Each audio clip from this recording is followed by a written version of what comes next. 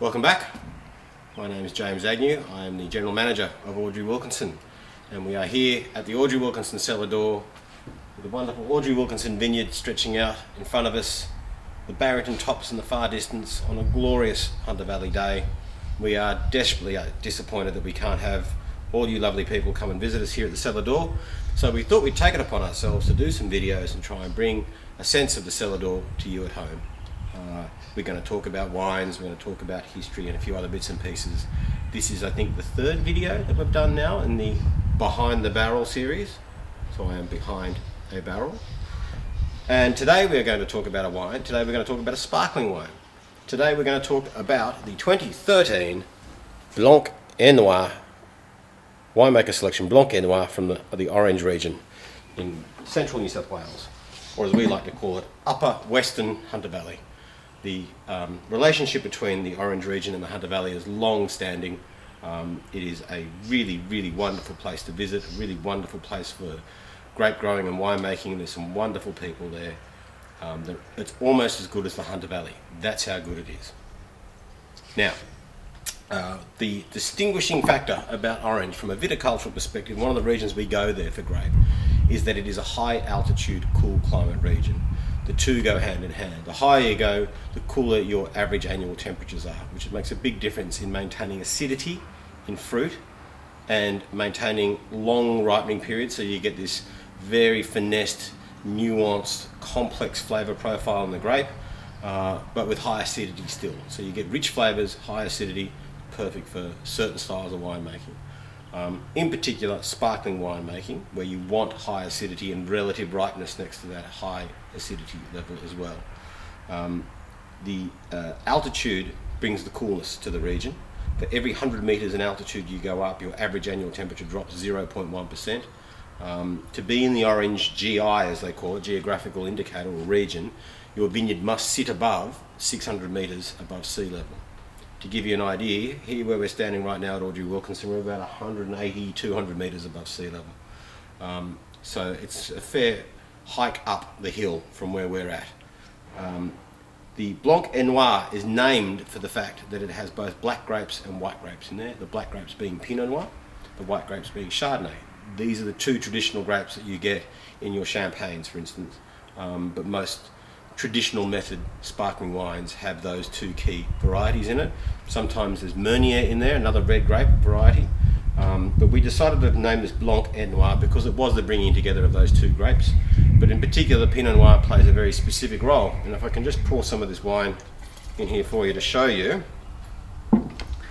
there is a bit of colour about that, as you can see, sort of a onion skin, pale orange, rosé style colour that is brought in by some extended skins contact with the Pinot Noir grapes to extract a little bit of red colour, but also a little bit more flavour. So what you get with this wine is a much more opulent style of sparkling wine. It's a much richer style of sparkling wine, but it has pronounced and prominent red fruit characteristics, which you don't regularly see in a sparkling wine. You do in certain white sparkling wines where they've got a high component of particularly Meunier, but also Pinot Noir. As I said before, this has no Meunier, it's just Pinot Noir and Chardonnay. And traditionally you'd have the Pinot Noir in there for the elegance and the structure of the wine. The Chardonnay is in there for the acidity and sort of the core base of the wine. And we've brought those two elements together, but added the skin contact with the Pinot Noir to extract some of that richness of flavour. So we talk about wines being wines for occasion. The occasion I would have this for is a celebratory style of wine. It is an opulent, rich style of wine.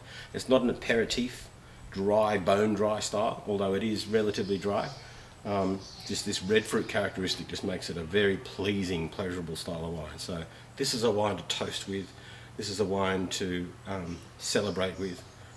And it is a wine to enjoy the better things in life with. Probably very apt for the times that we're living in, I would suggest. The method that we use, traditional method, requires that we make a still wine to start off with, and then we do a secondary fermentation in the bottle that you buy it in. The secondary fermentation is the fermentation that gives you the sparkle, that brings the spritz in there. And we do that by a method called dosage, where we add a little bit of sugar, a little bit of yeast, maybe a little bit more base wine, and allow that, and then seal it with a crown seal like you get on a beer. It re-ferments in the bottle, adds the sparkle. We disgorge the wine, which is we remove the sediment of the dead yeast cells that have been sitting in the bottle for some time. Come back to that, and then we put a traditional cork in. The time that we let it sit, and this is a very important thing because it adds characteristics to the wine, the time that we let the wine sit after its secondary fermentation with these dead yeast cells in there is called tirage, and when we have it with the dead yeast cells in there, it's tirage sur lit, lits being the dead yeast cells. As they break down the wine, and this takes some years, it's 3 to 4 years on tirage. So we make the wine, we put it in the bottle, we add the dosage, it goes through its secondary fermentation, and we just let it sit in the warehouse for 3 to 4 years before we disgorge and put the cork in it and sell it to you. That 3 to 4 years is vital for the development of complexity in the wine through a process called autolysis, where the yeast cells that we've used for that secondary fermentation die and break down. And as they break down, they release a yeasty characteristic into the wine that presents in the glass anywhere between bread dough or biscuity or bready or yeasty through to what I see in this right now, which is brioche. Overwhelmingly brioche. And the other big characteristic you get in the nose is red fruit, but particularly for me, red apple skin. It's very, very distinct. But there's also strawberries and raspberries and cranberries and all those sort of red berry fruits in there. It's a very pronounced red berry characteristic about this wine, making it richer than most in flavour profile. How does it taste?